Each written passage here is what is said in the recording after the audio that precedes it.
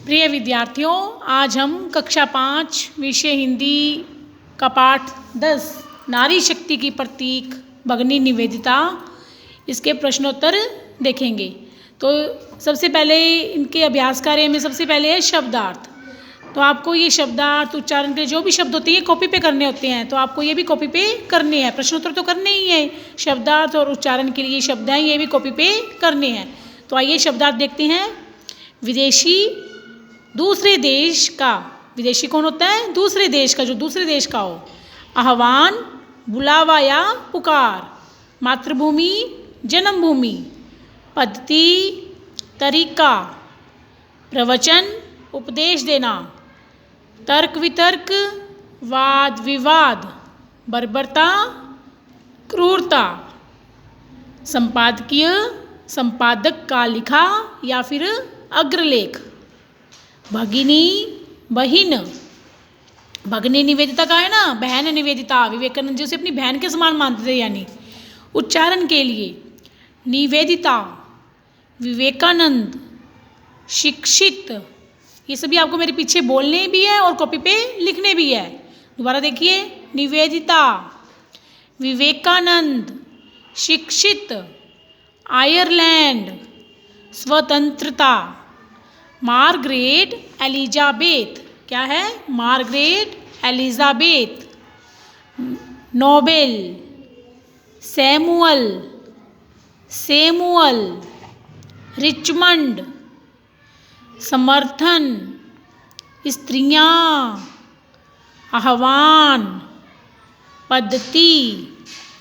अब आगे देखिए, सोचें और बताएं। मार्गरेट का पूरा नाम क्या था? क्या नाम था मार्गरेट का? तो ये ऊपर यहीं पे देख लो, यहाँ पे दिया हुआ है।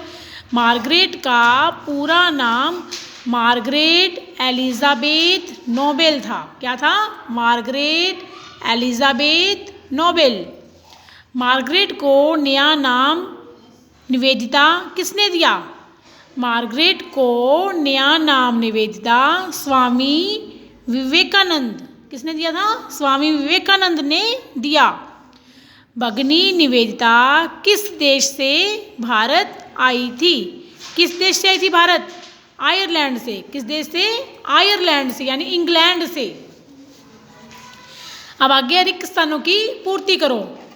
ये 4 ऑप्शन दिए हुए हैं आपको, इनको रिक्त स्थानों में भरना है। अब पहले में कौन सा आएगा, दूसरे में कौन सा आएगा, ये आपको देखना है। तो देखिए, भगिनी निवेदिता का जन्म कहाँ हुआ था? आयरलैंड में। कहाँ हुआ था?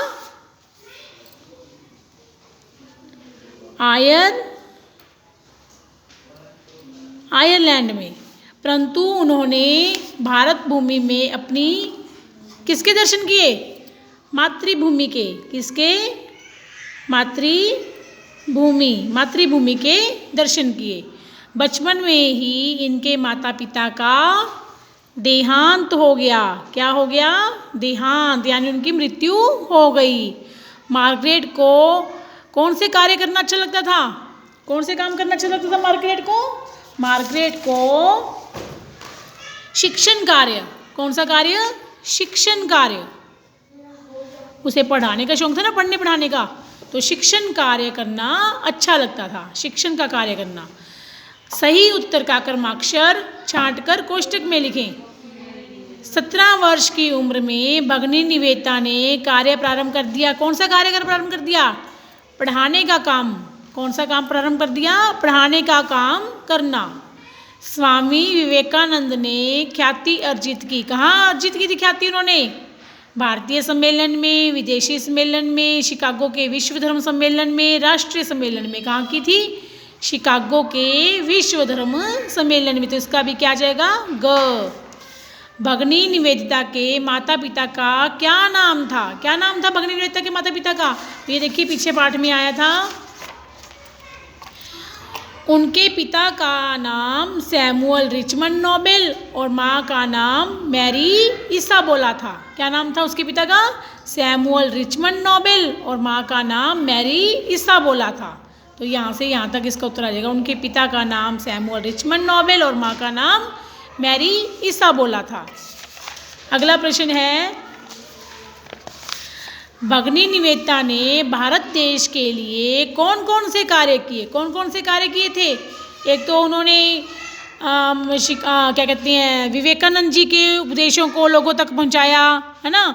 और एक शिक्षण का कार्य किया, भारतीय महिलाओं को पढ़ाने का कार्य किया, उनके लिए स्कूल खोला, वहाँ पे स्कूल में पढ़ाने के साथ साथ चित्रकारी का काम, मिट्टी का काम भी सिखाया जाता था। और इसके अलावा उन्होंने और कौन कौन से काम किए थे? भगिनी निवेदिता ने इसके अलावा रोगियों की सेवा चिकित्सा का काम किया, पत्र पत्रिकाओं में लिखने का भी काम किया। तो ये सारे काम थे जो भगिनी निवेदिता ने किए थे। भगिनी निवेदिताओं को भारतीय महिलाओं की कौन कौन सी विशेषताओं ने सर्वाधिक प्रभावित किया? कौन कौन सी विशेषताएं थी? अब ये देखिए पीछे आई थी, हाँ आपकी पाठ में ही है। उन्हें भारतीय स्त्रियां अधिक प्रभावित करती थी। कौन कौन सी उनकी योग्यताएं, विशेषताएं थी? उनकी लज्जा, विनम्रता, स्वाभिमान, सेवा भाव, निष्ठावान, ममत्व। तो ये सारी उनकी बातें थी जो भारतीय महिलाओं की, ये सारे गुण थे जिन्होंने भगिनी निवेदिता को प्रभावित किया। तो भारतीय महिलाओं के लज्जा, विनम्रता, स्वाभिमान, सेवा भाव, निष्ठावान, ममत्व आदि गुणों से प्रभावित हुई। ये विशेषताएं थी जिसके कारण वो प्रभावित हुई। अगला प्रश्न है, जीवन की किस घटना ने भगिनी निवेदिता के जीवन को बदल दिया? क्या कौन सी घटना थी? एक बार उन्हें इंग्लैंड में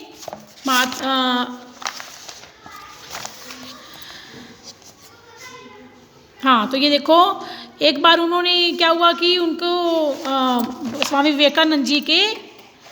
विवेकानंद जी जब लंदन आए तो उनसे मिलने का उन्हें मौका मिला। तो यही उनके जीवन की घटना थी जिसने उनके जीवन को बदल दिया।